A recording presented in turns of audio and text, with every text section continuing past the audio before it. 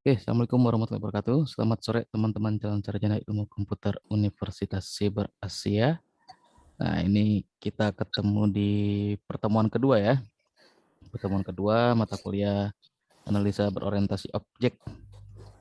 Nah, ini mungkin karena jamnya sore, jam-jam nanggung, jadi sedang berbenturan sepertinya dengan jadwal pekerjaan di kantor. Jadi mungkin teman-teman di sini ada beberapa yang nggak join, belum join, tinggal apa-apa. Nanti akan saya record dan share recordingnya sekalian untuk yang minggu lalu. Minggu lalu belum saya share, belum di-upload. Nanti mudah-mudahan akhir minggu ini sudah di-upload dua-duanya. Nah, ini pertemuan minggu kedua di LMS. Teman-teman sudah ada modul nih ya. Jadi bisa di-view, bisa di-download modulnya dan dipelajari. Quiznya setelah ini nanti saya upload quiznya. Jadi enak sudah dapat penjelasan, sudah baca modulnya, terus nanti mengerjakan kuisnya ya harusnya bisa lebih maksimal ya, dapat nilai yang lebih bagus lagi dari minggu kemarin. Karena minggu kemarin katanya, Pak ini kuisnya lumayan susah. Nah mungkin baru ketemu aja atau baru sekarang aja, belum pelajari ABO ini, jadi mungkin masih agak asing. Nanti kalau sudah beberapa pertemuan nggak asing lagi lah, sudah kenalan lah. Oke, saya share screen untuk pertemuan minggu kedua. Nah, ini masih lanjutan dari yang minggu lalu ya. Jadi kalau minggu lalu itu kita mempelajari atau membahas tentang OOAD, Object Oriented Analysis and Design. Nah, terus di minggu lalu itu kan ada yang namanya UML tuh. UML itu Unified Modeling Language. Itu salah satu tools perancangan sistem yang kita gunakan untuk mendesain ya, untuk analisa dan desain sistem. Jadi paketannya adalah analisa perancangan sistem sebenarnya itu. Nah, ABO ini kalau misalkan teman-teman pernah eh, kuliah di S1 mungkin seperti itu atau pernah iseng-iseng baca kurikulum di perguruan tinggi lain, di universitas lain, kampus lain, ada yang namanya mata kuliah anaversi, analisa perancangan sistem informasi atau teknologi informasi. Itu sama aja ya. Jadi ABO ini bagian dari itu dan bagian dari tadi ya, perancangan sistem informasi atau perancangan teknologi informasi. Belajarnya sama-sama aja. Yang kita pelajari atau inti dari pelajaran dari kedua mata kuliah itu adalah bagaimana menganalisa sebuah masalah ya yang terjadi pada sebuah instansi, institusi, organisasi atau masalah dimanapun dengan penyelesaiannya adalah membuatkan sebuah aplikasi atau kita merapikan proses bisnisnya ya dengan sebuah metode.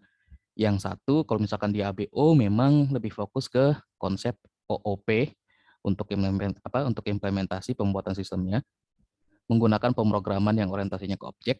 Nah, kalau yang lain bisa aja dengan pemrograman lainnya atau aplikasi lainnya, tapi tetap di dalam kedua mata kuliah itu adalah intinya untuk melakukan analisa permasalahan sampai mendesain. Tidak habis analisa kan kita menciptakan atau punya solusi ya, ingin mendapatkan solusi apa untuk menyelesaikan masalahnya. Nah, dari solusi itu kita desain dulu nih langkah-langkahnya dari mulai analisa sampai dengan desain sistemnya atau desain proses bisnisnya. Itulah intinya gitu. Nah, untuk desain dan perancangan sistemnya ya kita pakai tools atau alat bantu yang namanya UML, Unified Modeling Language. Nanti di dalam UML itu akan banyak diagram-diagramnya. Salah satunya atau salah banyaknya misalkan contoh seperti ini. Use case diagram, activity diagram, sequence diagram, class diagram, state chart diagram, itu atau mesin diagram dan lain-lainnya. Nah, itu adalah diagram-diagram yang akan dibuatkan ya, yang isinya adalah perancangan sistemnya. Itu. Nah, pertemuan kedua ini kita akan membahas tentang konsep pemodelan dalam UML. Nah, ini salah satu materi yang penting banget untuk teman-teman pelajari, pahami, dan kalau bisa dikuasai. Karena nanti pada saat pembuatan tugas akhir atau pada saat nanti teman-teman skripsi ya, tugas akhir skripsi, ada salah satu bab di mana bab itu adalah isinya dari UML ini. Biasanya di bab ketiga itu. Di bab ketiga itu akan banyak sekali notasi-notasi, diagram-diagram UML yang teman-teman akan buat di situ. Karena di bab ketiga itu nanti akan masuk ke dalam pokok analisa dan pembahasannya nih. Jadi sudah dilakukan analisa sebelumnya, perumusan analisa sebelumnya, di bab-bab sebelumnya. Terus di bab tersebut teman-teman nanti akan melakukan analisa lagi tapi dengan metode yang lebih terstruktur, tersistematis sampai dengan dibuatkan desain langkah-langkah untuk menyelesaikan permasalahan yang sudah dianalisa sebelumnya untuk mendapatkan solusi dengan notasi-notasi yang memang layak, proper, dan tepat dipergunakan untuk perancangan sistem. Itu. Jadi ini benar-benar harus dikuasai, harus dipelajari, dan jangan sampai miss di sini. Oke, untuk pemodelan dalam UML, ini konsep pemodelan kita ada dua sebenarnya ya. Jadi pengembangan sistem itu digambarkan ke dalam bentuk fisik sama bentuk abstrak. Apa sih bentuk fisik dan bentuk abstrak ini? Kalau bentuk fisiknya, bentuk fisikalnya itu seperti prototipenya atau blueprintnya. Itu. Jadi sudah punya contoh sistemnya atau prototipe sistemnya atau minimal blueprintnya nih. Kalau belum ada prototipenya, tapi kita sudah punya rancangan yang bisa menggambarkan ya, bisa mewakili untuk menggambarkan sebuah sistem informasi atau aplikasi. Terus kalau yang abstraknya gimana? Nah, abstraknya ini masih kayak frameworknya, kerangkanya, pengembangan sistem ini nanti dilakukan dengan step by step-nya apa nih, mulai dari perancangannya. Contoh kayak misalkan di use case. Use case itu nanti yang bisa dilihat adalah aktor, fungsionalitas sistemnya, terus siapa aktor yang menjalankan fungsi-fungsi dalam sistem atau modul-modul dalam sistem itu, gitu ya. Siapa sih aktor yang terlibat dalam sebuah modul atau sebuah fungsi dalam sebuah sistem. Terus ada activity diagramnya, menggambarkan gimana sih ini alur dari sebuah fungsi yang tadi sudah digambarkan di use case diagram. Jadi proses bisnisnya dari mulai sampai dengan selesai itu urutannya seperti apa, alurnya bagaimana. Nah, di sequence dari fungsi yang sudah dijabarkan di use case diagram, terus diterjemahkan ke dalam activity untuk detailing proses bisnis atau alurnya, di sequence itu sama proses bisnis atau alur, tapi lebih ke arah aliran data yang ditransfer lewat pesan-pesan.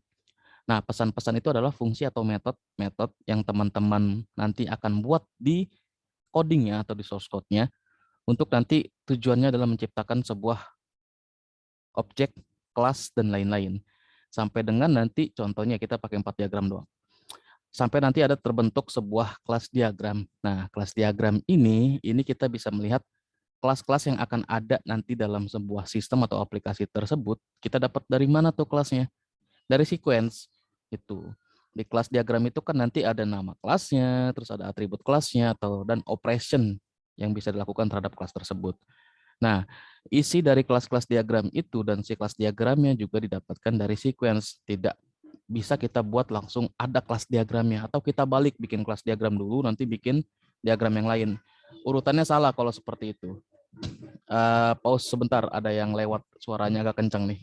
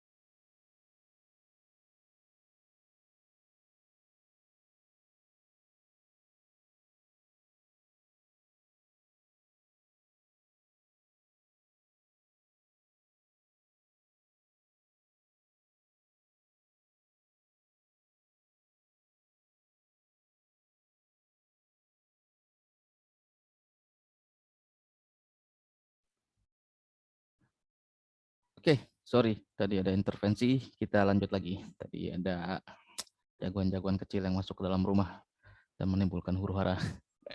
Kita masuk ke dalam, balik lagi ke poin pertama, saya singkat, saya review dulu sebentar, biar nggak lupa, biar nyambung nanti.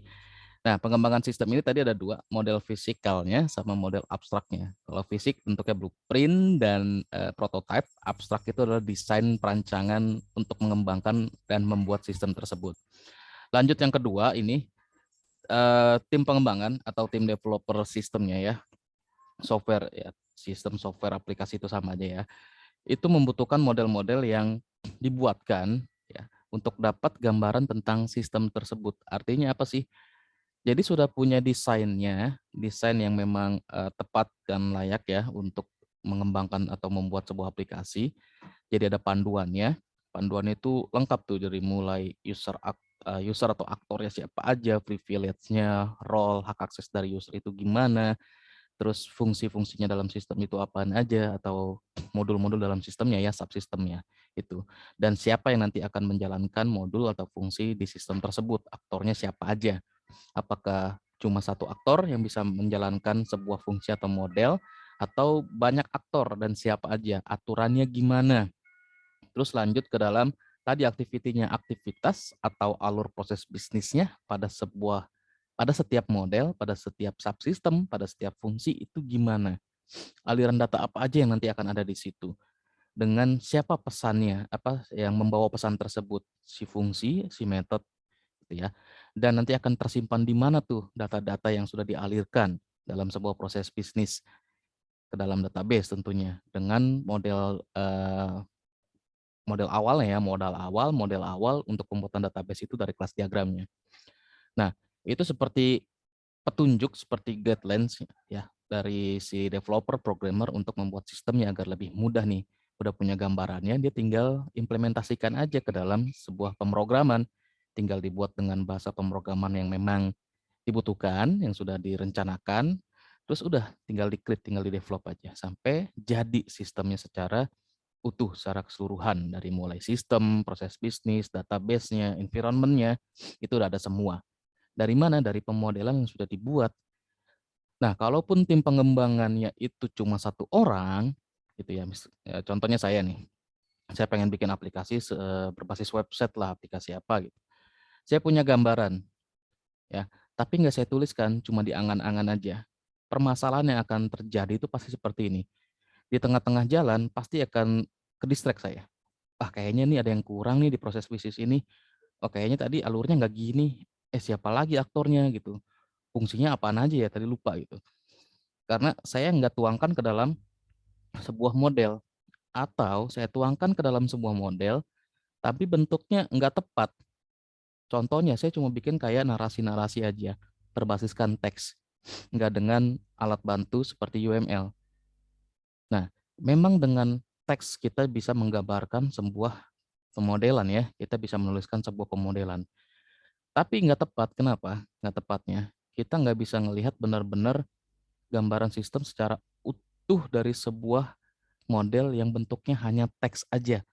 Walaupun di teks kita bisa menuliskan secara detail, lengkap nih aktornya, nih fungsinya, terus fungsi ini dipakai dengan aktor ini. Nanti aktivitasnya akan seperti apa, kelas diagramnya gimana. Tapi agak susah ngebaca pemodelan yang bentuknya seperti itu. Beda halnya dengan kalau misalkan dibuat modelnya, dibuat analisa dan perancangannya dengan alat bantu tools seperti UML. Ngebacanya lebih gampang, lebih simple, dan lebih jelas, lebih clear, kelihatan dari alurnya, dari semua komponennya yang ada di situ.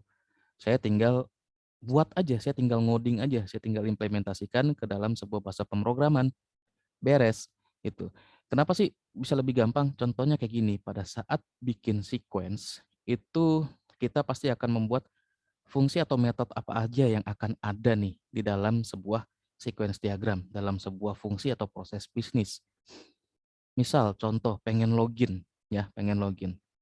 Kita masukin username sama password, ya kan? Kita masukin username sama password biasanya kalau mau login tuh di sebuah halaman login. Nah, username sama password ini itu bisa ke submit dan dicek terus kita bisa login, itu pasti akan ada yang mengoperasikan. Nggak mungkin langsung kirim begitu aja ke sebuah database, terus database yang ngecek. Enggak, algoritma sistem yang ngecek itu.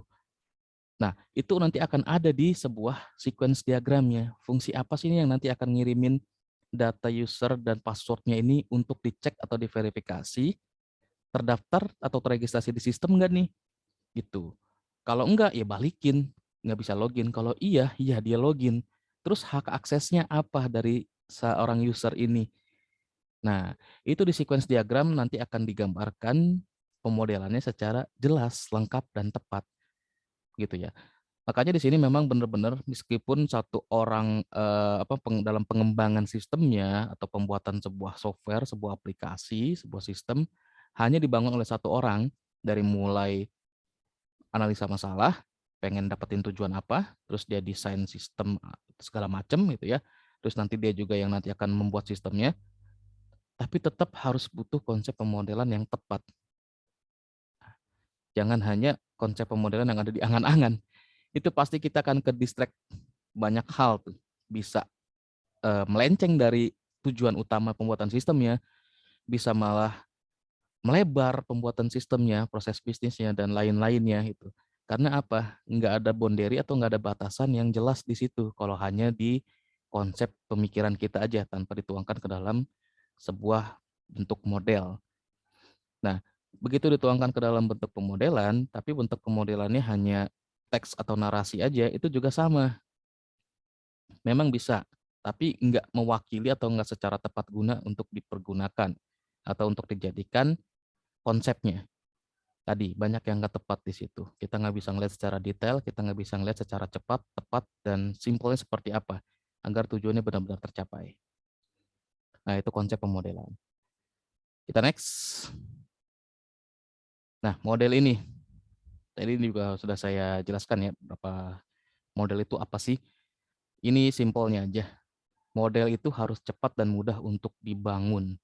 Terus model bisa digunakan untuk simulasi. Makanya tadi kalau misalkan kita menggambarkan atau sorry bukan menggambarkan, membuat modelnya ke dalam sebuah teks, cerita, narasi, bentuknya paragraf itu, kita mau simulasinya bingung. Apa yang mau kita bisa simulasikan dari bentuk tulisan seperti itu? Bisa simulasinya hanya ada di kepala, tapi kita nggak bisa melihat secara jelas seperti kayak blueprint atau prototype. Beda halnya dengan misalkan modelnya dibentuk atau dibuat ke dalam sebuah model yang tepat, contohnya dengan notasi UML, itu bisa kita simulasikan. Oh, nanti aktornya menggunakan fungsi ini, terus di fungsi ini proses bisnisnya gini. Nah, aliran datanya seperti ini sampai membentuk sebuah kelas seperti itu. Kalau dengan narasi kita harus cari lagi nih narasinya yang mana, terus nyambungin kemana-mana. Wah, itu susah, ribet gitu ya. Nggak bisa benar-benar membantu kita. Malah pekerjaan kita akan semakin sulit, semakin rumit, semakin lambat. Tadi pemahaman tentang model yang pertama. Model itu harus cepat dan mudah untuk dibangun. Cepat dan mudah untuk dibangunkan sebuah aplikasi, dibuatkan sebuah aplikasi atau sistem. Gitu. Nah, terus model juga nih harus mampu mempelajari perkembangan dari suatu kegiatan atau masalah. Ya, ini tepat banget. Pada saat nanti kita di contoh di model yang kedua ya, pada saat model yang activity diagram, kita sudah pernah tadi bikin use case diagramnya. Nanti akan saya contoh-contohkan dah use case, activity, sequence, class diagram. Dari use case diagram kita bisa melihat aktornya siapa, fungsi sistemnya itu apaan aja, tinggal ke proses bisnisnya gimana.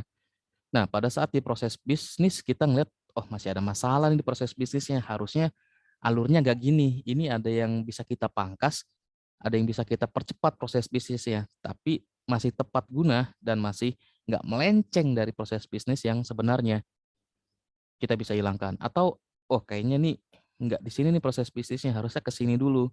Nah, karena kita sudah buatkan semua model, masalah-masalah yang tidak terdiscover pada saat kita cuma analisa permasalahan dengan logika kita, algoritma kita, itu bisa kelihatan nanti, bisa teridentifikasi atau bisa ketemu pada saat kita buat sebuah modelnya. Nah, makanya ini penting banget. Terus bisa memilih secara rinci sebuah model. Itu mau seberapa rinci, mau seberapa detail dari modelnya tergantung kita nih. Kalau dengan gambaran secara umum cukup ya cukup, tapi kalau emang harus butuh detailing, kita harus buatkan detailingnya. Tapi biasanya memang harus didetailing, nggak bisa kita secara general aja nih kalau buat sebuah model. Kayak misalkan fungsi atau subsistem atau modul. Di dalam fungsi atau di dalam sebuah subsistem atau modul itu bisa jadi ada subnya lagi, ada turunannya lagi. Dan itu kita harus rincikan juga tuh. Atau aktivitas-aktivitasnya atau proses bisnisnya ya, biasanya ada yang secara paralel dikerjakan bersama-sama. Nah, itu harus kita rinci biar lebih terlihat jelas dari prototipe atau simulasi sebuah proses bisnis dalam sebuah sistem. Itu. Makanya di model bisa menjadi kayak prototipe ya atau merepresentasikan atau jadi sebuah blueprint sesuatu sistem aplikasi secara real gitu ya. Oke, dari sini ada yang mau tanyakan dulu nggak sebelum makin lanjut? Takutnya ada yang mau tanyakan dulu. Mau tanya Pak? Hmm? Iya, dari model ini untuk maaf ya, apakah di sini ada semacam simulatornya kayak pembuatan jaringan itu kan ada simulator pembuatan jaringan seperti itu Pak? Mungkin itu aja. Ada di Vicon pertemuan pertama itu saya sebutkan tuh softwarenya, aplikasinya, atau alat bantunya untuk membuat model itu apaan aja.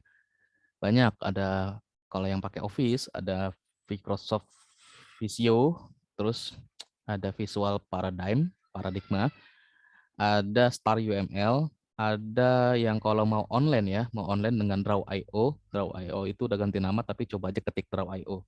Dia ada yang online ya, dan ada yang bisa diinstal juga offline. Terus ada lagi eDrawMax. Wah, ini banyak banget software-softwarenya. Kita bisa pakai apapun aja.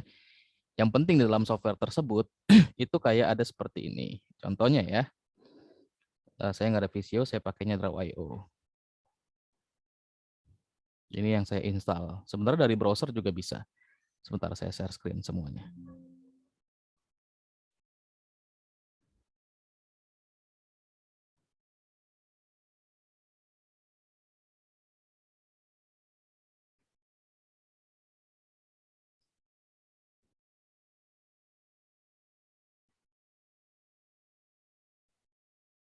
Oke, nah ini nih, Draw.io. Create new diagram. Nah, yang terpenting pada saat kita mau bikin ini tampil ya, tampil kan? Oke. Pada saat kita pengen bikin modelnya, contoh pakai Draw.io ya, yang saya install. Nah, ada kayak misalkan ini kan untuk engineering electrical, electrical. Nah, ini flowchart yang biasa kita pakai untuk bikin flow map, flowchart. Terus activity diagram juga ada di sini nih. Nih, ini activity diagram. Terus ada yang software. Nah, ini software nih untuk bikin IR, buat bikin kelas. Terus ada yang namanya UML. Nah, ini yang UML ini yang kita pakai nih. Ini activity. Terus ini juga masih sama activity. Ini sequence. Terus state chart, kelas diagram. Nah, yang penting ada apa? Ada diagram-diagram atau model-model yang bisa kita pergunakan untuk tadi membuat UML. Nah, ini contoh ada UML ada, di software ada, terus yang di bagian-bagian lainnya kayak misalkan di flowchart-nya ada nih untuk bikin activity, untuk bikin fungsional flowchart, fungsional flow map, dan lain-lain. Itu, ini ada semua. Jadi bisa kita pakai nih. Termasuk kayak wireframe nih. Wireframe ini kayak apa sih? Kayak apa ya? Lupa saya namanya. Sketsa-sketsa mock-up lah itu ya. Ada juga di sini nih. Layout juga ada. Diagram fan aja ada. Gitu. Jadi ini bisa dipakai. Nah, kalau mau yang akses online-nya,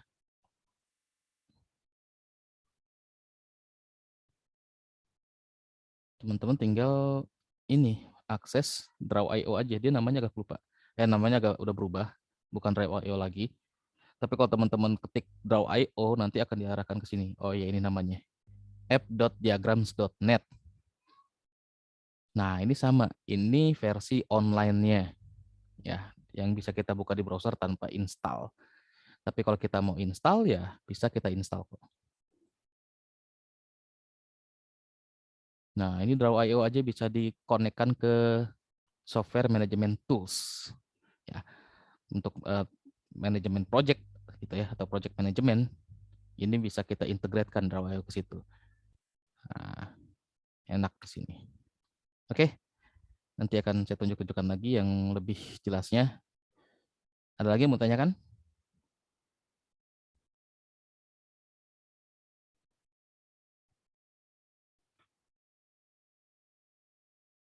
Nggak ada? Lanjut ya. Oke. Terus kita lanjut ke diagram. Nah, ini nih tadi diagram. Nah, ini teman-teman nanti bisa baca. Saya langsung tunjukkan atau memberikan contoh diagram-diagram apa aja sih yang tadi use case, terus yang activity, sequence, class, dan lain-lain ya. Yang pasti ini modulnya dipelajari, dibaca. Nah, ini kayak ini contoh activity diagram nih. Hampir sama dengan flow map ya atau flow chart, cuma bedanya dia ada bagian-bagiannya aktor gitu ya, ada aktor-aktornya di atasnya. Terus bentuk notasinya ada yang beberapa yang beda. Nah, yang terpenting UML ini harus punya elemen utama, icons, simbol 2 dimensi, path, string. Itu ya, icons itu ya notasinya nih, diagram-diagramnya, apaan aja diagram-diagramnya, dan merepresentasikan atau menjelaskan aktivitas apa. Simbol 2 dimensi ya simbol-simbol dalam diagram tadi. Kalau paths ya bagian-bagiannya. UML itu ada bagian-bagiannya, nggak seperti flowchart atau flow map yang udah semua bagian jadi satu. Nah, kalau di UML enggak, kita ada path-pathsnya, ada bagian-bagiannya. Contoh kayak misalkan aktor ini aktivitasnya apa, nggak bisa kita gabungkan dengan aktor yang lain dan aktivitasnya bisa kita satukan. Enggak, dia terpisah, ada pathsnya masing-masing. String ya isi dari notasi-notasi atau icons-icons yang kita berikan keterangan stringsnya. String itu semua keterangan, semua detail yang ada dalam diagram. Nah, ini nih. Ya. Nah, ini patch salah satu contoh ini yang paling simple gini bentuk patch-nya. Tapi kalau patch yang lainnya adalah seperti ini nih. Ini kan terpisah antara author, reviewer, typesetter sama printer ini terpisah bagian-bagiannya untuk setiap aktivitasnya. Nggak dijadikan satu. Kalau yang contoh ini contoh yang paling simpelnya dalam sebuah proses. Ini ada patch atau ada bagian, ini proses percabangan pengulangan. Jadi ini ada kondisional, ya kondisional pada saat terpenuhi atau enggak, tindakan apa yang nanti akan Tapi kayak itu lanjut di Mas situ. tadi ingatin suruh lepas kakinya ya. Males bersihinnya. Udah minuman kagak di. Oke, lanjut ya. Terus next lagi. Nah, ini model versus diagram. Kalau model itu menangkap kebutuhan sistem secara fisik, ya. Terus abstraksi dari sistem secara fisik juga itu model. Oke. Nah, terus kalau diagram, saya akan langsung cari di sini nih. Representasi grafisnya. Kalau model itu secara blueprintnya, secara alurnya, secara algoritmanya, ya nanti sistem akan berjalan seperti apa dari rancangan yang sudah kita buatkan melalui model. Diagram itu yang menuangkan ide-ide, ya bentuk-bentuk yang sudah kita buat di model. Jadi sebenarnya model itu ada dalam diagram, gitu ya. Dan model itu butuh diagram untuk menggambarkannya atau merepresentasikannya. Jadi jangan sampai bingung antara model sama diagram. Kalau modelnya abstraksi dari sistem secara fisik ya. Jadi model itu menangkap sebuah kebutuhan fisik. Tujuannya nih, memasukkan apa yang harus dimasukkan dalam sistem, seperti apa hubungannya. Pokoknya semua aspek, semua komponen itu digambarkan secara lengkap. Dan harus ada di situ. Terus keterangan-keterangan detailnya teman-teman bisa lihat lagi di sini.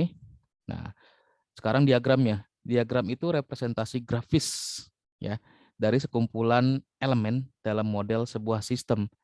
Jadi di diagram ada model yang sudah dibuat tadi dituangkan di situ di sebuah diagram. Model tanpa diagram kita nggak bisa menggambarkan ya, kita nggak bisa merepresentasikannya atau menampilkannya gitu. Dan diagram tanpa model nggak bisa kita jadikan acuan untuk membentuk sebuah sistem sebagai desain sistem atau perancangan sistem. Itu yang harus benar-benar dipahami. Jangan sampai terbalik-balik dan jangan sampai Salah di situ. Oke ya. Nah, ini membangun semua model nih. Nah, ini kayaknya teman-teman bisa dibaca aja, terus activity diagram, notasi pada activity diagram. Ini nanti akan saya berikan contoh secara langsung aja. Nah, ini yang harus saya jelaskan sini. Di dalam activity diagram ini ada yang penting banget yang harusnya sebenarnya ada nih dalam setiap proses bisnis yang kadang paralel dijalankan, ya. Kayak misalkan contoh ini ada fork node-nya sama ada join node-nya, ya. Fork node itu kita buat pada saat seperti ini nih. Pada saat sebuah aktivitas kita masukkan atau dijalankan, terus aktivitasnya ada yang bercabang gitu. Ada lebih dari satu aktivitas yang dijalankan secara bersama-sama, secara paralel, bukan urutan ya, paralel dikerjakan bareng-bareng, tapi nanti akan menggabungkan lagi atau mengkerucut lagi, bergabung lagi dalam sebuah aktivitas lagi untuk dilanjutkan. Contoh pada saat di sini add new client, menambahkan sebuah klien baru dalam sebuah sistem gitu ya, registrasi atau apa gitu. Nah, pada saat add new client ini berjalan, proses bisnis selanjutnya ini ada add new campaign sama staff kontak nih untuk melayani klien tersebut tadi, contoh kayak gitu. Dan dua aktivitas ini dilakukan secara paralel bersama-sama, enggak berurutan, tapi secara bersama-sama dilakukan sekaligus. Nah, setelah ada yang paralel, nanti kalau emang bergabung lagi, itu harus digabungkan dengan join node-nya. Nggak boleh misah kalau bergabung lagi. Kalaupun misah, oke pisah. Oke, nggak bergabung dulu. Tapi ada nggak nanti nih dari aktivitas yang paralel ini bergabung lagi? Kalau ada harus digabungkan lagi dengan join node-nya ini.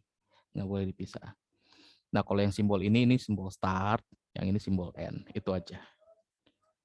Oke. Terus yang lainnya ini teman-teman bisa baca. Ini cuma penjelasan-penjelasan aja. Nah, saya mau share lagi contoh-contoh realnya. Sebelum di-share, ada yang mau ditanyakan dulu? Silakan kalau ada yang mau tanyakan. Mumpung banyak waktunya nih.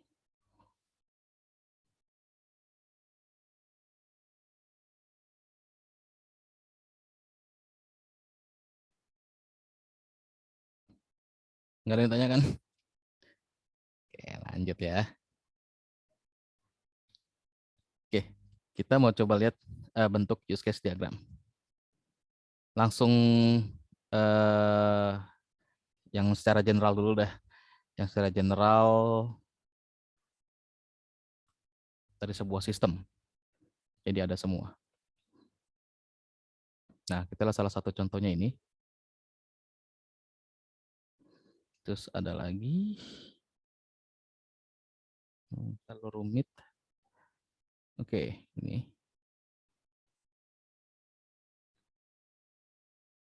Nah, yang pertama, tampil ya. Yang pertama ini UC use case. UC ini nama use case-nya ya. Jadi ini tuh udah nama use case-nya. Oke. Ini nama use case-nya UC. Terus kita lihat di dalam use case ini kayak ada simbol orang gini ya. Ini adalah aktor-aktornya. Oke, ini adalah aktor-aktornya nih. Waiter, client, cashier, shift.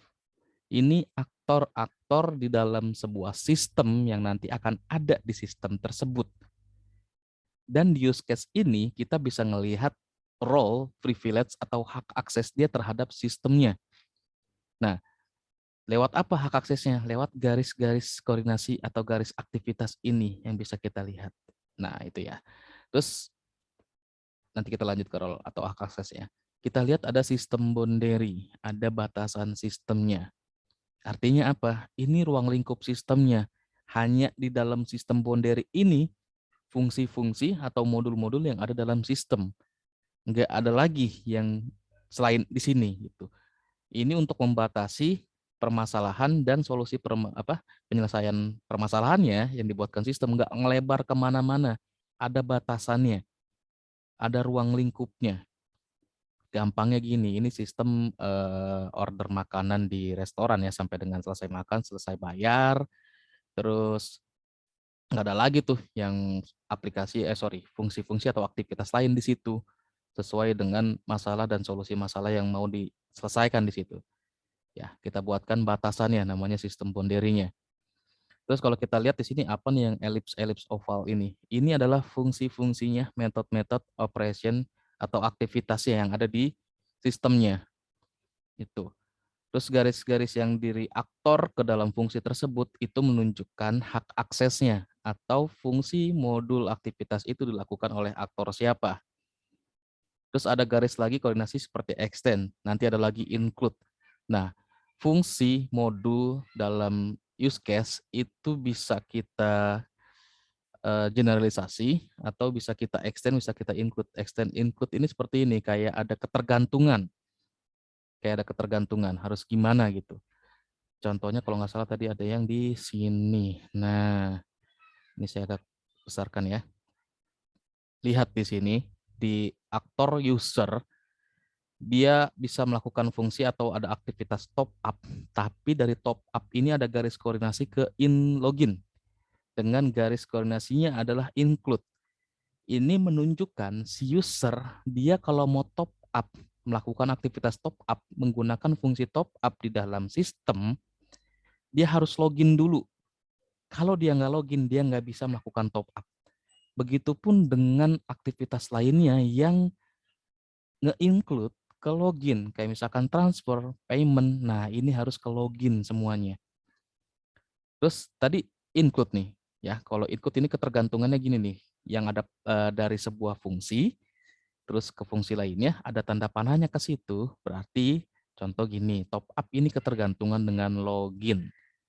Gitu ya, top up ini ketergantungan dengan login. Kalau nggak login nggak bisa top up. Mau top up harus login dulu. Itu gampangnya.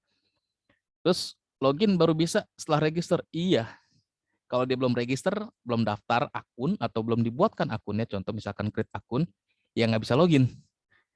Dan bisa register atau segala macam setelah validasi data. Nah ini contohnya nih. Dari use case ini kita bisa kayak simulasiin kan, gitu ya. Kita bisa tahu simulasinya, kita bisa tahu gimana sih ini alurnya nanti berjalan dari use case doang. Ngebacanya lebih enak daripada dibuatkan narasi cerita bentuk paragraf. Coba dari use case ini teman-teman buatkan paragrafnya gitu. Kalau misalkan sudah benar-benar paham use case gitu ya. Panjang tuh dan panjang. Oh, kok kelewat nih, dimasukin lagi, insert lagi di tengah-tengah paragraf, potong lagi, tengah kalimat ada yang potong lagi. Itu ribet kalau misalkan digambarkan lewat bentuk yang lain, bukan bentuk model grafik seperti ini ya, model yang kita buatkan diagramnya. Susah banget, nggak tepat gitu ya. Terus kalau contoh lagi ada extend nih, di transfer. Extend, kita lihat transfer, ada sesama OVO, ada rekening bank. Extend ini adalah bagian ya. Jadi transfer ini, makanya tadi yang saya bilang, dari sebuah fungsi, dari sebuah modul, bisa ada sub functionnya, bisa ada sub modulnya.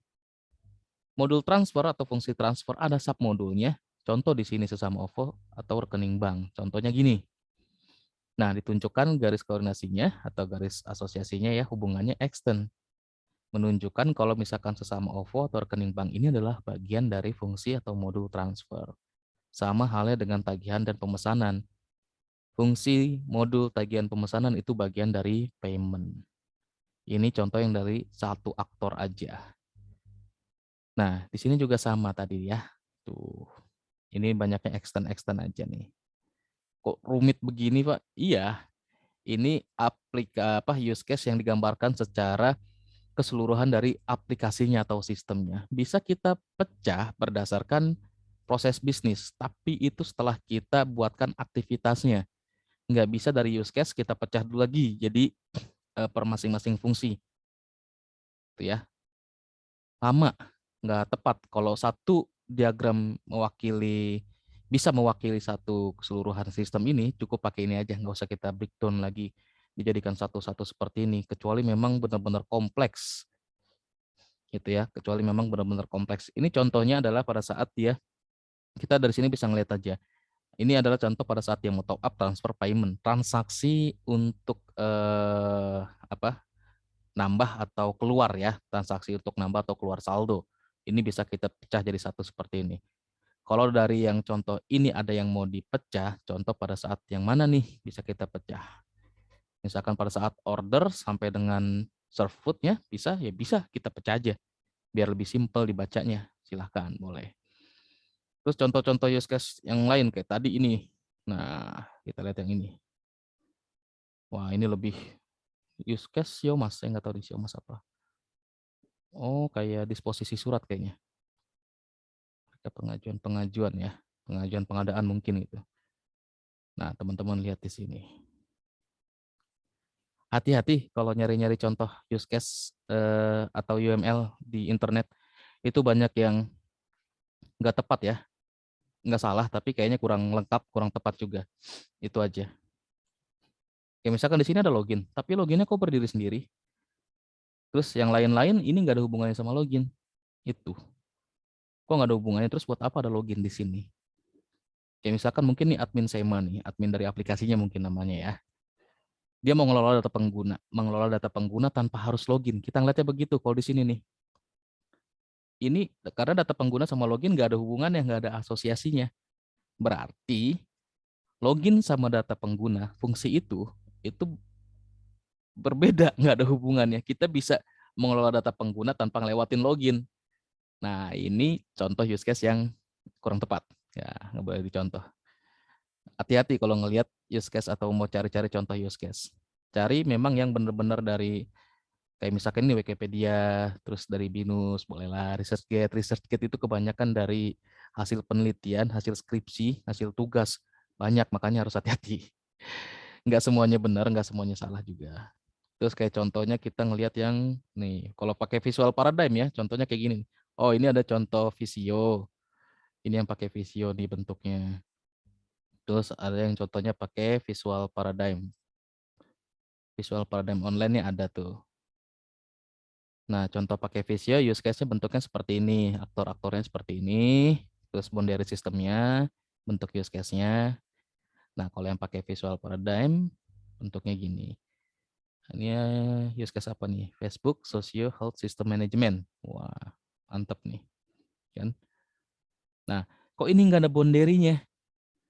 Oke, kalau nggak ada boundary-nya, ini sebenarnya di luar ada boundary-nya. Jadi boundary itu bisa hanya di dalam apa untuk ngebungkus fungsi-fungsinya aja atau ngebungkus semuanya aktor dan fungsinya.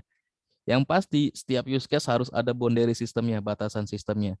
Setiap sistem, setiap aplikasi subsistemnya itu harus dibungkus dengan boundary atau sistemnya sendiri ada boundary sistemnya. Dan jangan salah, aktor itu bukan hanya user, aktor atau manusia gitu ya. Sistem pun bisa jadi aktor. Pada saat ada dua sistem atau lebih dari satu sistem yang berkolaborat, ya misalkan pakai API-nya atau server reference-nya, nah itu si sistemnya bisa jadi aktor. Jadi aktor itu bukan hanya manusia. Terus kita lihat lagi contoh use case yang lainnya. Nah ini kalau misalkan pakai software apa nih? Oh ini Rational Rose. Yang Rational Rose ini kayaknya kalau Rational Rose itu license, ada license-nya. Saya kurang suka kalau pakai Rational Rose sebenarnya. Agak kaku, agak monoton, license pula. Males. Tapi dia ada bisa disimulasikan, itu kelebihannya Rational Rose. Berbeda dengan yang lainnya. Oke, ini use case. Terus kita ke activity. Itu bisa di running nggak sih ya Pak ya? Bisa. Bisa ya. Nih, contohnya kalau mau running use case.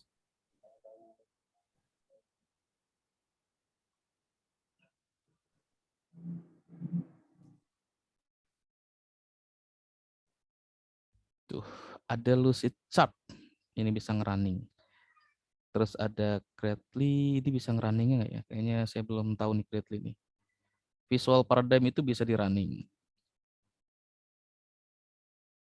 Ngerunningnya juga cuma ngecek aja proses bisnisnya bener atau enggak, itu doang. Enggak bener-bener ngerunning kayak sistem, enggak gitu. Iya, iya. Oke ya. Terus activity diagram. Nah, ini jangan sampai salah kaprah lagi. Koneksi saya agak jelek, saya matikan kamera bentar ya, biar lancar. Oke. Ini banyak yang ketuker gini nih, activity diagram sama flowchart atau flow map dianggap sama. Beda ya. Activity diagram itu konsepnya udah bener-bener OOP. Flow map, flowchart itu belum OOP banget. Tapi mau activity diagram, mau menguasai, mau bisa itu harus menguasai flow map atau flowchart dulu. Harus, wajib. Nah, activity diagram juga bentuknya banyak macamnya nih. Contoh nih, ada yang pertama ini nih. Ini dari decoding. Terus yang ini dari Microsoft. Yang di decoding ini patch-patchnya jelas ada nih. Kita tahu ada patch-patchnya di sini. Atasnya aktornya nih. Bagian gudang, bagian pembelian, supplier. Notes atau icons untuk mulai, notasi selesai. Ini aktivitas-aktivitasnya. Nah, garis ini adalah alurnya, kemana. Ini modelnya sekuensial semua, nggak ada sekuensial urutan ya. Teman-teman mungkin yang udah pernah belajar dasar pemrograman, udah tahu ya, ada dalam sebuah sistem itu urutan berjalannya sebuah proses bisnis, ada yang sekuensial, ada yang pemilihan, ada yang perulangan. Tuh. Nah, ini terus contoh yang dari Microsoft. Kalau teman-teman lihat kok ini kayak nggak ada patch-nya ya. Ini nggak ada patch-nya. Kenapa nggak ada patch-nya di sini? Ya, ini sayangnya nggak ada penjelasan di bawahnya. Pada saat teman-teman buat yang seperti ini boleh, tapi dijelaskan di bawah. Pada saat nggak ada patch-nya seperti ini bisa langsung kita artikan yang mengerjakan atau ini aktivitas dari satu orang aktor. Nggak ada aktor lainnya. Seperti di sini, yang aktornya ada 3. Atau lagi kita lihat, nah ini. Oke, kita lihat lagi di sini. Ini juga aktornya cuma 1. Terus kita lihat lagi untuk yang lainnya. Kalau yang aktornya lebih dari 1, itu harus ada pemisah masing-masing aktornya, aktivitas dari masing-masing aktor, bagian-bagiannya. Nah, ini contohnya yang ada percabangannya nih. Pada saat dalam sebuah aktivitas mau lanjut, tapi ada kondisi. Kalau kondisi terpenuhi kemana, atau kondisi 1 kemana, kondisi 2 kemana. Itu. Bahkan ada yang diulang juga. Kalau ulang itu ya kayak tadi ya, mana yang ulang ya.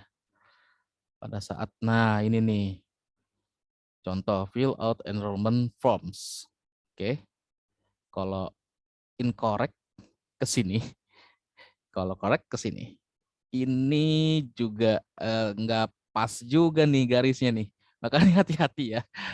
Harusnya dari sini kalau correct baru ke sini. Bukan dari fill out enrollment forms langsung kalau iya benar langsung enroll in university. Harusnya ada lewat ini dulu. Ini notasi untuk pemilihan atau decision. Itu. Dan ya hati-hati pada saat nyari-nyari sumber atau mau lihat contohnya. Nah, Di konsep dulu aja mungkin ya Pak ya. bener, kan teman-teman sudah belajar yang namanya dasar pemrograman, algoritma pemrograman, sudah kita coba untuk asah logika dan algoritmanya dalam berpikir. Ya, harusnya pada saat ngeliat kayak gini, teman-teman dengan logikanya bisa ngelihat nih, oh kok dia langsung ke sini, terus ini notasi buat apa nih? Begitu ya. Sebentar ada tamu, bentar ya.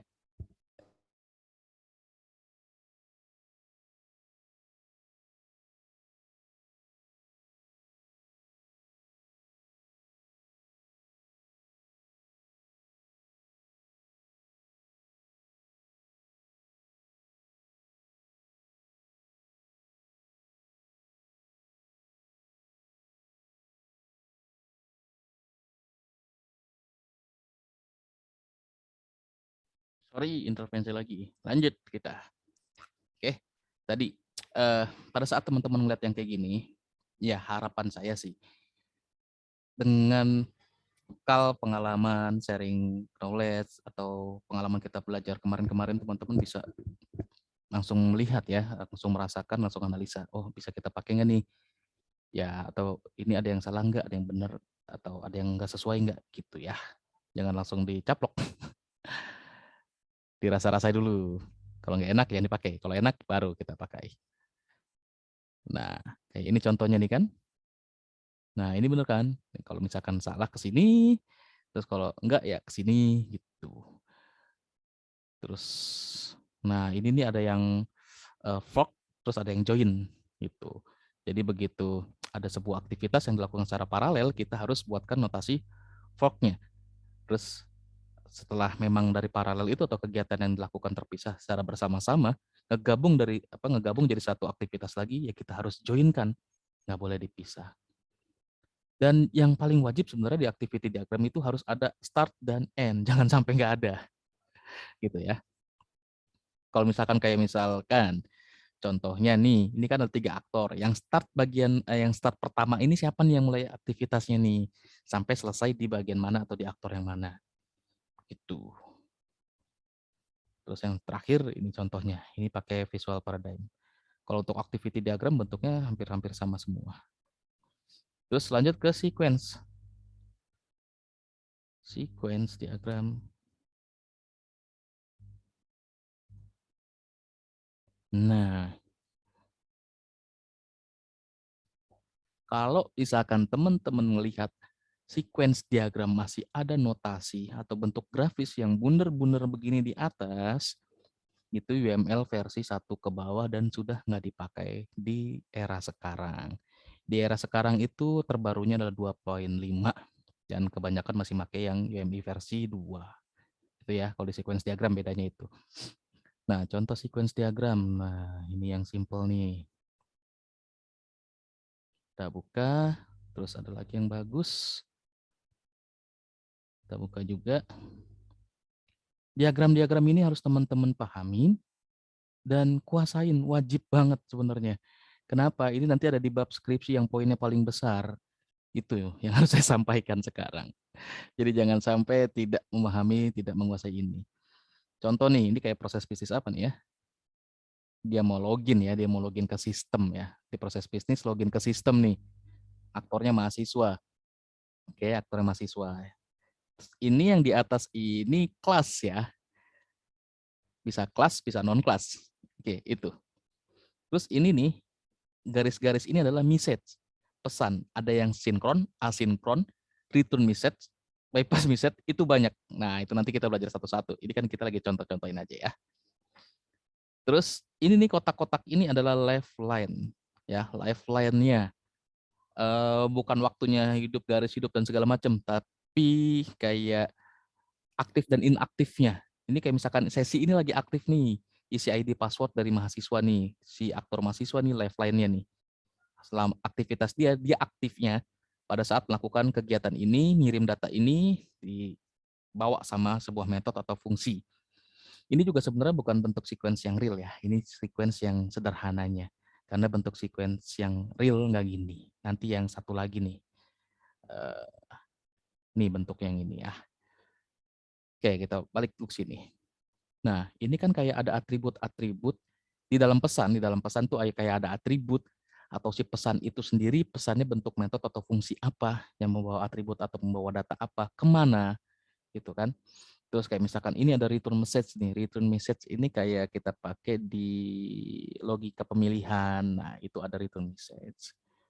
Oke, ini bentuk sequence yang simpelnya gini, tapi pada saat skripsi nggak boleh bikin sequence gini ya.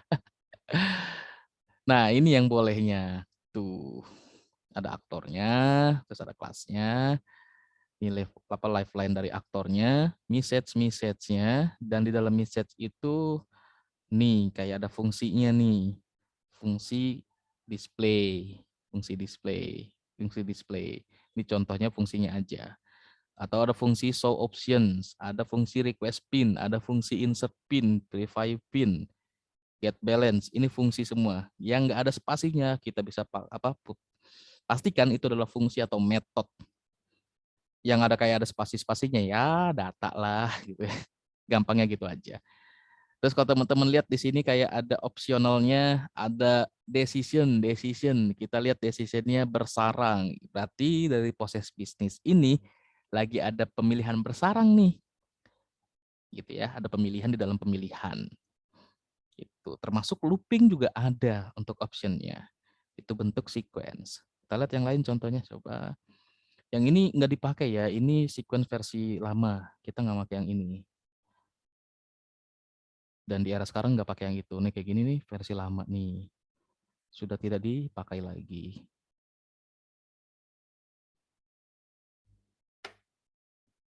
Gede banget. Oke, lihat nih ya. Nih ada fungsi create. Nah ini option if actual password is incorrect. Tuh, is new password is invalid. Nah, is new password and confirm password do not match. Ini lengkap banget. Ini sequence yang boleh dibuat tuh seperti ini. Gitu ya. Ini contoh sequence. Satu lagi contohnya, sebelum tambah pusing. Kelas diagram. Oke, saya mau menunjukkan kelas diagram sama IR diagram. Entity Relationship Diagram. Nih, banyak yang salah kaprah juga di mahasiswa semester akhir yang lagi bikin skripsi. Banyak yang menyamakan kelas diagram itu ya IR diagram. Yang IR diagram itu kan hasil dari IRD. Ya, IR diagram sama IRD sama aja lah gitu ya. Entity Relationship. Beda ya. IRD, IR diagram ya, itu bukan kelas diagram. Kelas itu bukan table atau data yang ada dalam database, bukan. Itu yang harus teman-teman pahami. Nanti penjelasan lebih detailnya pelan-pelan, jangan sekarang. Itu ya, nanti mual-mual. Kita step by step. Nah, berbeda kalau di IR diagram. Kalau IR diagram, entity itu ya itulah table atau data yang ada dalam database. Kalau kelas diagram, bukan ya, kelas itu bukan. Ini bentuk kelas diagram, contohnya kayak gini. Terus kita lihat lagi.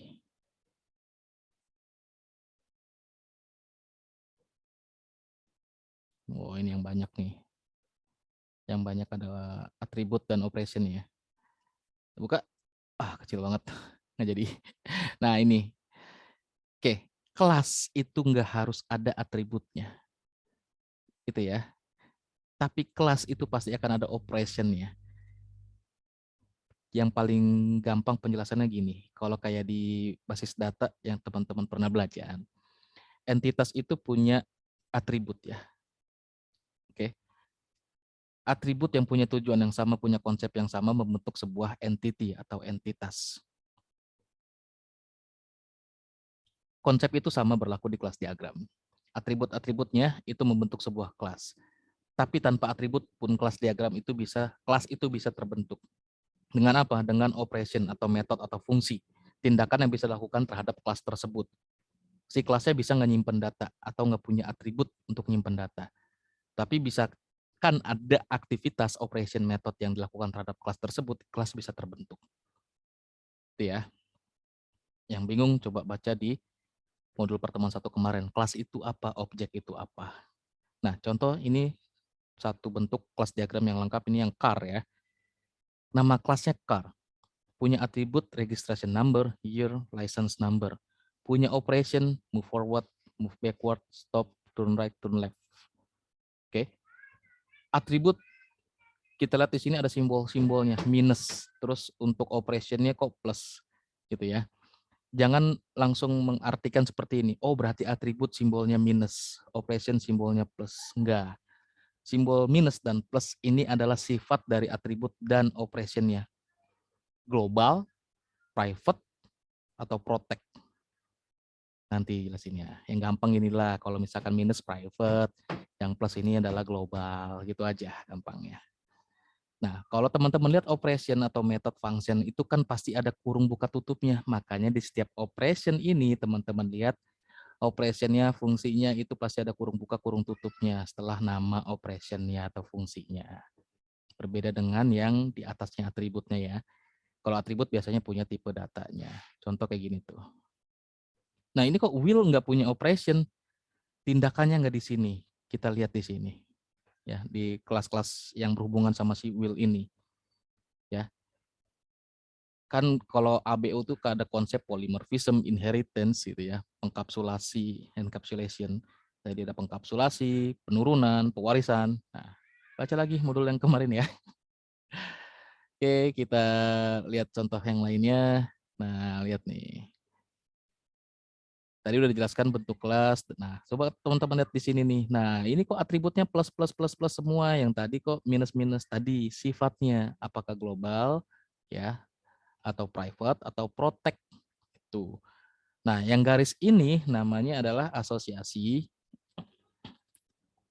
Beda dengan IRD ya. Kalau IRD kita sebutnya kardinalitas. Banyaknya hubungan yang bisa terjadi dari beberapa entitas. Sebenarnya konsepnya sama, tapi bedanya kalau di sini notasinya yang berbeda aja sih gitu ya. ya kita anggap sama aja gampangnya gitu, sama aja gampangnya. Cuma kalau teman-teman lihat di sini, kok satu kelas asosiasinya bisa ada 2 nih. Nah, di ABO begitu konsepnya. Bisa hanya satu asosiasi atau penghubung atau bisa ada 2 asosiasi atau hubungan. Nah, kalau di sini kan semua cuma satu. Nah, ini contohnya nih kok ada 2 gini. Itu. Lihat segments by form, segments by to. Hubungannya gimana nih beda jenis hubungannya itu. Jadi dia bisa kayak apa ya? Kalau misalkan kayak gampang ilustrasinya kita gitu ya. Ada yang HTS tapi dengan status juga gitu ya. TTM-an tapi TTM-an pakai status juga. Nah, nggak jelas nih ambigu. Tapi nggak ambigu kalau di kelas diagram atau di konsepnya ABO. Dia ada 2 jenis yang bisa berperan, bisa diterapkan. Tuh. Nah, kalau di AR diagram, notasinya bentuknya seperti ini. Cardinality-nya atau relationship-nya. Kalau di kelas diagram ya one to many, terus ada many to many, ada zero to many, ada zero to one, zero to zero, one to one, banyak banget bentuknya. Oke, sampai sini ada yang mau tanyakan dulu?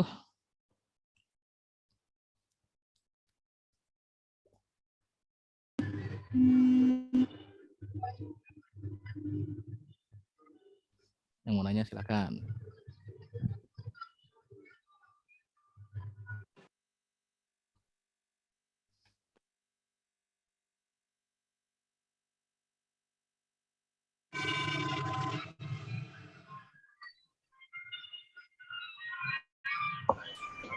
Tanya Pak. Boleh. Pak, dari diagram-diagram itu nantinya semuanya harus dilalui ya Pak? Secara berurutan. Betul. Jadi dari diagram 1 nanti akan dikonversi ke diagram berikutnya, diagram berikutnya dikonversi ke diagram berikutnya, Iya, seperti itu. betul banget. Dikonversi, dilanjutkan atau di detailing ya. Dari use case, contoh di detailing di activity, terus nanti di sequence-nya dijelaskan teknisnya, technically-nya atau aliran datanya. Terus dari sequence tadi ngebentuk kelas-kelas apa aja dituangkan ke dalam kelas diagram. Ada lagi sebenarnya diagramnya banyak contohnya, tapi yang secara umum kalau untuk software development cuma 4 tadi aja tuh. Apa aja sih tadi? Use case, activity, sequence, sama kelas diagram. Tapi kalau misalkan kayak kita lagi bikin aplikasi atau project IoT, itu ada yang namanya state chart diagram. Nih, terus nanti ada yang mesin diagram juga. Nah, ini contoh state chart diagram nih kan. Kalau misalkan berhubungan dengan hardware-nya ya, pada saat bikin sebuah project IT-nya. Terus ada mesin diagram juga. Nah, state mesin diagram tuh. Ini ya memang wajibnya kita pelajari karena di UML sendiri sebenarnya nih ada sekitar 13-an kalau nggak salah. Oke. Mengenal wah 14 nih ya, 14 diagram UML.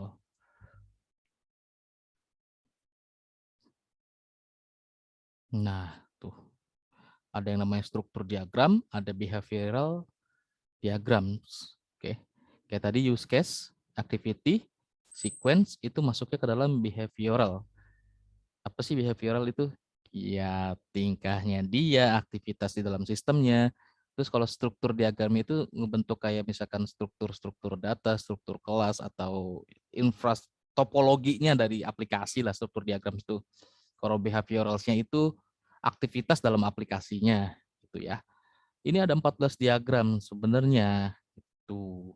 Tapi kalau misalkan untuk menggambarkan sistem aja, sistem-sistem yang simple, cukup use case, activity, sequence, terus untuk strukturnya kelas diagram. Tapi kalau misalkan yang agak kompleks aplikasinya atau sistemnya ini nggak cukup dengan 4 itu. Contoh communication diagram. Kenapa harus ada komunikasinya? Lihat kayak begini. Nah ini ya, ini sebenarnya makanya komunikasi diagram penjelasan lebih lanjut ngesimpelin penjelasannya atau mensimpulkan menyederhanakan penjelasan dari si sequence diagram, communication diagram tuh.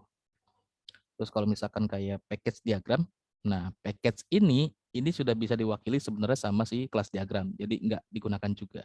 Tapi kalau kita mau pakai, ya pakai. Apalagi kalau misalkan mobile apps ya, mobile apps atau OOP lah, OOP itu banyak package tuh dalam aplikasinya, dalam pendevelop aplikasinya. Sebenarnya harusnya ada package diagram. Gitu. Baiknya ya, baiknya. Terus kayak deployment diagram. Nah, sama nih deployment diagram. Nggak kita pergunakan karena tadi ada sequence dan class. Tapi kalau mau dipakai juga ya bagus. Nah, di perusahaan, di real prakteknya, teman-teman harus menguasai ke-14 ini. Tuh, sampai dengan timing diagram. Nah, ya.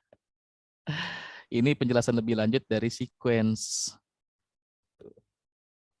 Ya, nah dalamnya kan kayak ada sequence-nya juga nih.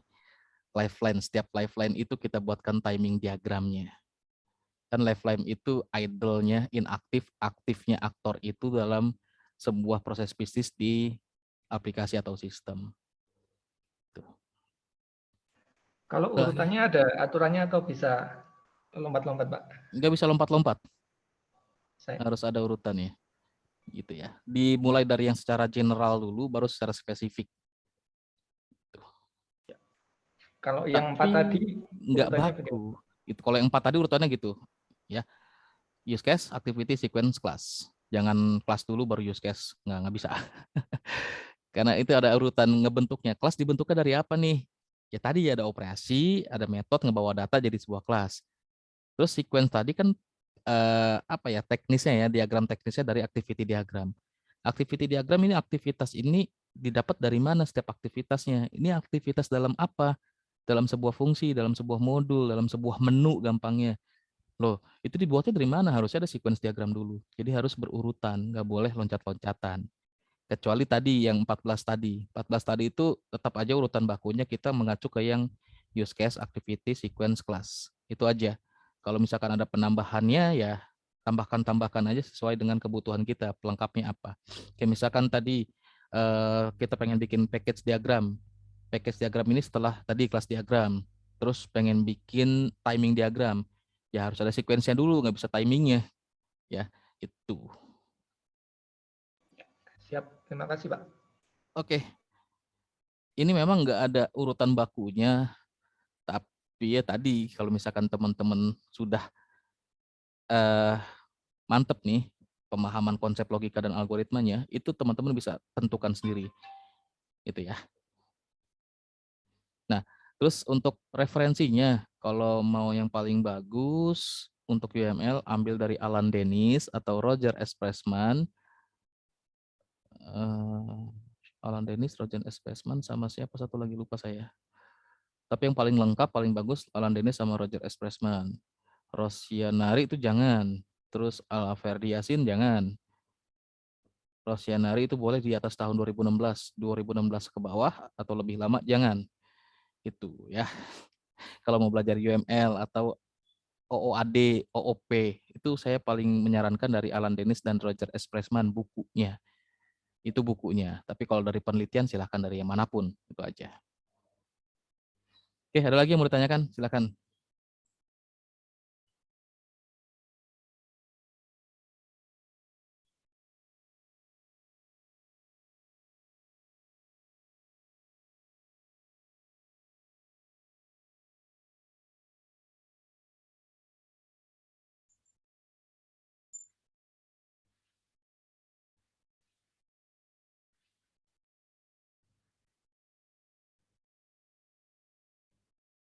Gak ada yang mau ditanyakan? Oke, nanti sementara cukup udah ini ya. Banyak-banyak takutnya kumuh kita. Dikit-dikit dulu, jangan langsung dituang sekaligus ya. Perlahan tapi pasti dipahami setiap sesinya, materinya pasti teman-teman bisa kok gitu.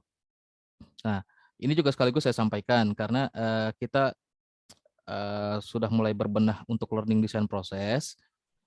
Jadi untuk e-learning ini atau untuk PJJ sebenarnya konsepnya Vicon ini kan cuma suplemen ya, yang memang harus difokuskan itu adalah learning material, bahan-bahan ajar yang harus disiapkan di LMS-nya.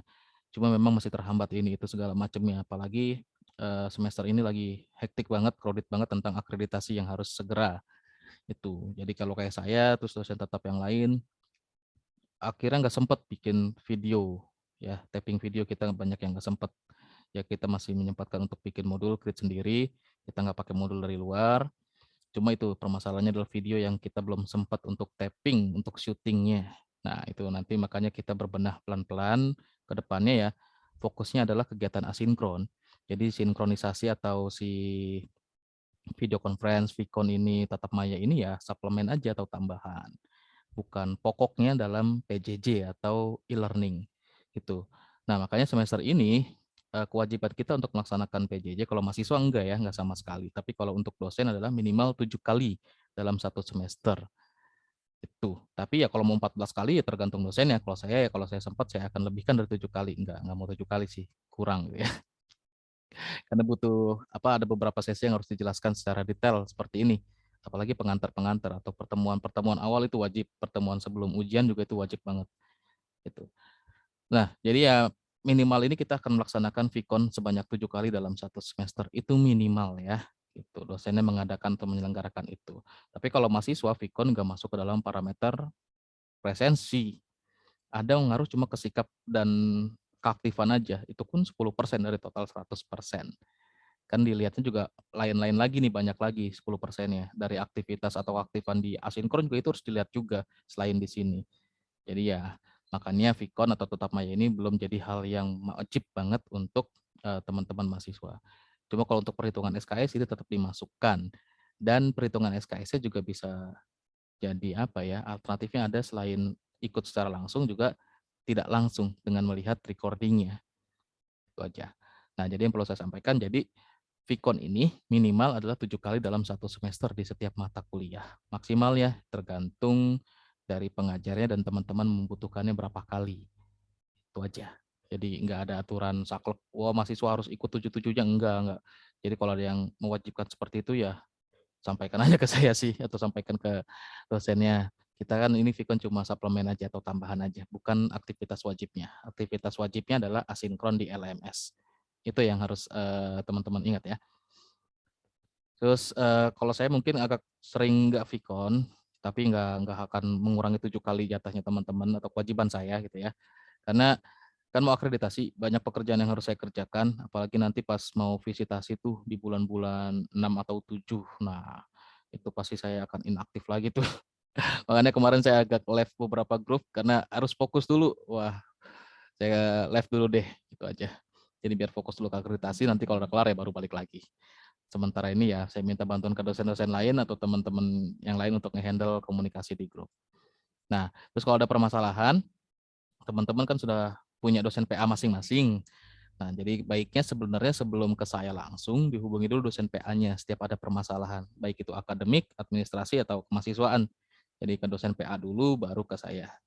Gitu ya. Jadi nggak perlu langsung ke saya sih gitu, karena saya biasanya lebih dibantu oleh dosen-dosen itu, dan ada dosen-dosen PA itu ya biar ngebantu saya buat ngehandle ratusan, karena nggak mungkin juga saya yang handle sendirian. Oke, ada lagi mau tanyakan seputar materi? Kuis nanti setelah ini saya upload kuis ya. Kuisnya kayaknya belum terupload sama saya. Aman ya? Kita akhiri kalau tidak ada pertanyaan lagi. Mudah-mudahan materinya bermanfaat. Jangan lupa dibaca langsung, dibaca lagi, disimak lagi. Terus kalau ada yang kurang mengerti, ada istilah asing atau butuh contoh-contohnya, browsing banyak banget kayak tadi kan, butuh contoh use case, activity, sequence, kelas. Nah, terus ada penjelasan lainnya. Tapi memang untuk UML ini kebanyakan bahasa Inggris gitu ya, literasinya. Ya nggak apa-apa, ada Google Translate, kita manfaatkan itu untuk untuk nge-translate ke bahasa Indonesia dan teman-teman bisa memahami lebih baik lagi. Oke, mudah-mudahan materinya bermanfaat. Jangan lupa dieksplor lagi. Terus jangan lupa aktivitas dari asinkronnya. Kemarin juga saya baru sempat membalas beberapa komentar aja. Nah, teman-teman diwajibkan ya sekarang ya, asinkron itu jangan sampai ditinggalkan. View download modul, mengerjakan kuis, aktif berkomentar ya, atau berdiskusi. Jangan sampai salah satunya tidak dikerjakan karena parameter presensi kehadiran dari situ. Oke, sekian dari saya akhiri. Selamat beristirahat. Selamat sore. Assalamualaikum warahmatullahi wabarakatuh. Terima kasih semuanya. Terima kasih, Pak. Terima kasih, Pak. Thank you. Terima kasih Pak.